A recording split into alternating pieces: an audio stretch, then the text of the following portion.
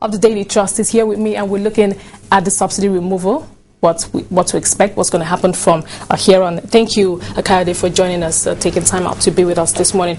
Well, I'm sure you're also aware of this few subsidy removal. I have rolled out some figures according to the federal government, what the federal government or the nation will save, who's going to get what, as the federal, the state governments, the local government also, and the fact that every state is going to have to build or come up with its own safety net program to better the lives of its citizens. Now, first of all, let's start with this removal.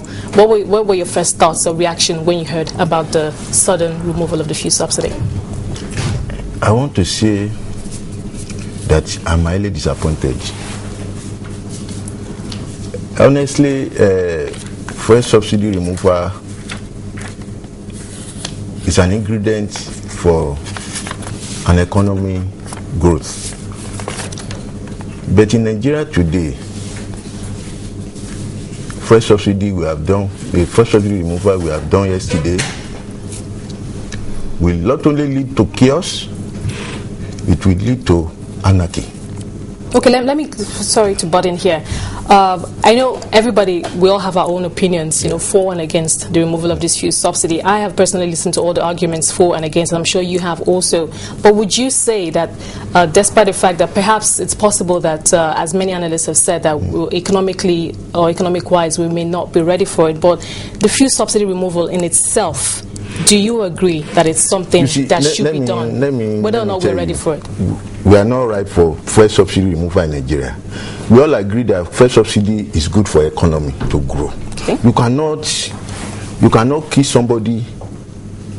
I mean, you cannot bury somebody before you kill him. Definitely, there must be something that is on ground before you remove subsidy. I be hearing people talk about Ghana. What is comparison between Nigeria and Ghana, for God's sake? Ghana have been having stable economy for the past 10 years. Go there, you see constant power supply. Go there, you see the good road network. All these things are not in Nigeria. We are buying fuel even at 65 naira without electricity. Now people have to rely 24 hours on private power generation, buying at 140, 180. Now you are telling me, government is telling me now that it's going to gather about 1.2 trillion or 3 trillion from removal of subsidy. What happened to excess crude oil that would be shared among the three tiers of government? Okay, what has been the result? Speaking of the excess crude oil, would you agree, or would you say that right now, economic, global, wise, economies right now, all the economies are at a crucial point right now. We've come to a point where we've seen many governments, especially in Europe, having to pass all kinds of austerity measures. It has come to a point where governments can no longer borrow as they used to borrow. Money, credit is tight. We're having an impending credit crunch in Europe. So governments have been forced to sit down and say, we need to, redefine our strategies. We need to make sacrifices, as it were. We can't borrow or spend as we used to. Here in Africa, we have been, we've done better. Talking about the 2008 financial crisis, we're in, as badly hit as many Western nations were. And all these economies are intertwined in a way. If we're having slowing growth in the US, especially in Europe, they are the ones, they're some of our biggest customers. They buy fuel or crude oil from Nigeria. So I'm thinking that perhaps the federal government is looking at it from that bigger picture where, we need to protect ourselves from the volatility that happens at the oil markets so many times. We can't be at the mercy of the international crude oil market. You see, let me tell you, and I will always say the truth, a little I know. You see, we are making reference to developed nations.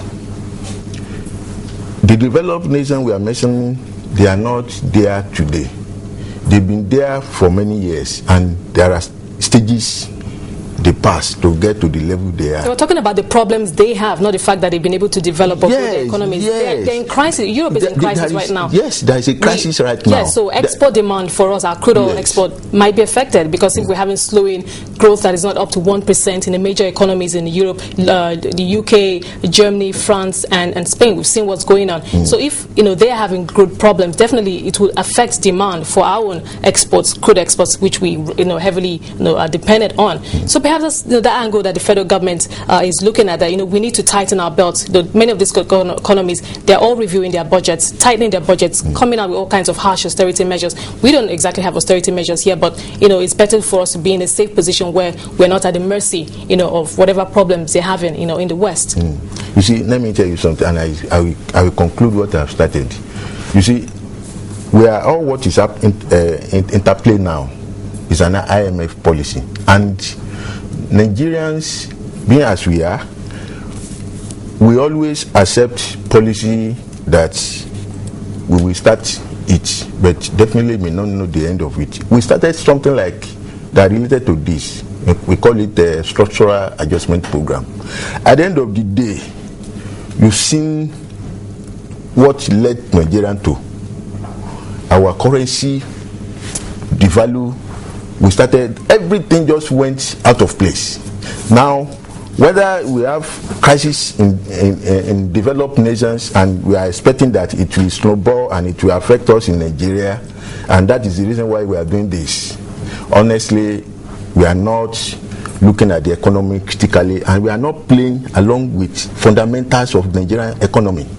We cannot say because something is happening in Germany, definitely it will snowball to Nigeria. Because we're all intertwined. The economies, we're all intertwined. Let me explain to you. We are, and crude oil is an international product, and there is no nation that doesn't rely on crude oil supply, refining to sustain its economy. We are a crude oil producing nation.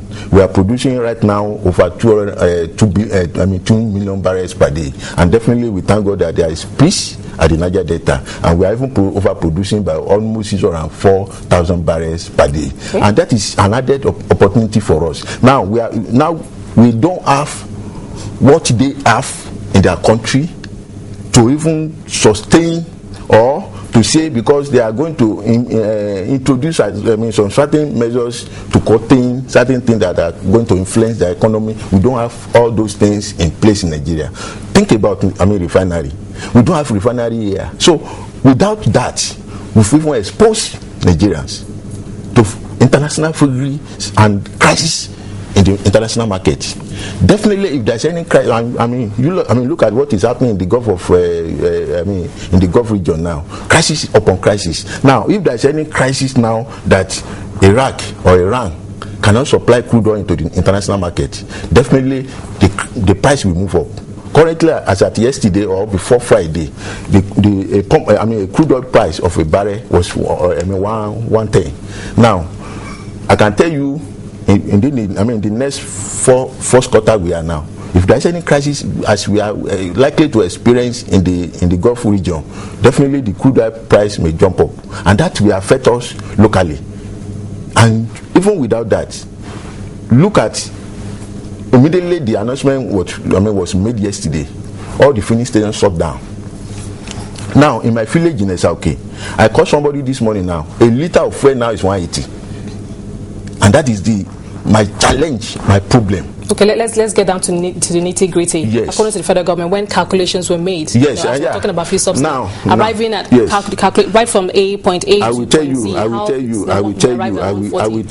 Okay. Now we are basically an importer nation now. Okay. Now, if you import a liter now and landed at Nigerian port, is 130 naira. Right now, based at $159 to $1. Landing cost. Yes, landing cost 113. Now, by the time you store it, throughput charges and all those lighting MPA, you arrive at 131. 131. Now, by the time you move it away from there, you talk about retailer, you talk about dealers, you talk about transportation and all those things, you arrive at 141. Now, if we are producing locally, I can tell you a liter of fuel should not be more than 113. Okay, but we are not. So I guess that's where we are right now. Since we are not. And that is the problem. That is the problem Nigerians are going to face, and that is why we are not going to have forest. Because what else? What are the alternatives? What are other options do we have? The alternative is not for us to rush and deregulate. The alternative is not for us to go and rush and remove fuel subsidy. That is not the alternative. The alternative we have now is not what government is doing for us. And let me tell you something. Just last week, we gathered, the federal government gathered under the auspices of our leader, MPNA. We thought, many of us were there. The sincerity some of us thought we interplay in this subsidy removal, to me, has been defeated.